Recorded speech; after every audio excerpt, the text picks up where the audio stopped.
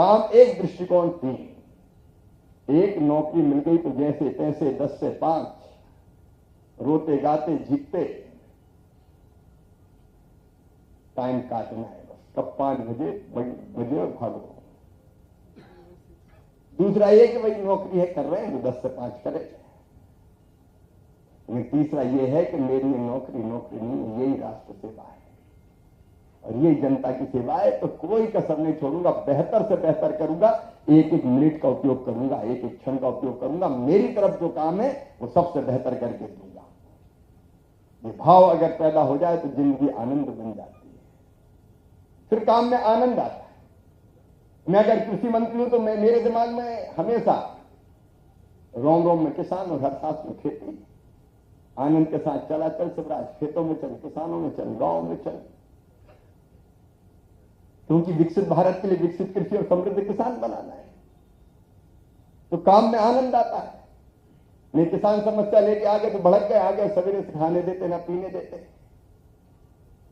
इस दृष्टिकोण से काम नहीं चलता। तो जिंदगी को आनंद बनाना, जो काम तुम्हारी तरफ है उसको पूरे प्रसन्नता से करना, आनंद से करना, जिंदगी स्वर्ग बन जाएगी, जीने का आनंद आएगा और काम में भी आनंद आएगा और इसी से देश बनेगा।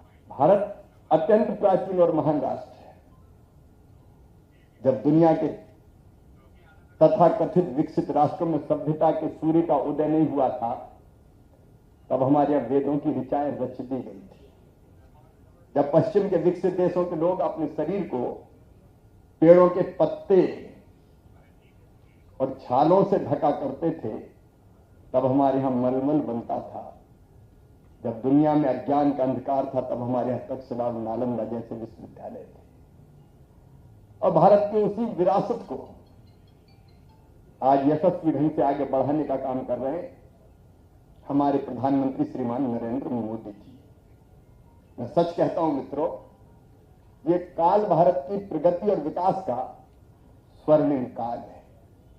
स्थिर सरकार और एक ऐसा नेता प्रधानमंत्री है जिसके दिल में 24 घंटे अपने देश को आगे बढ़ाने की तरफ है। अभी भी आप देख रहे होंगे 5 देशों की यात्रा कैसे की, दिनों रात काम काम और काम,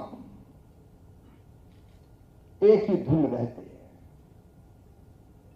और मैं पूरे विश्वास के साथ कहता हूं, इस समय देश जिन ऊंचाइयों पर है, हम बहुत जल्दी अभी चौथी अर्थव्यवस्था तो दुनिया की सबसे बड़ी बन गए, उनको पीछे छोड़ दिया जिनने कभी हम पर राज किया।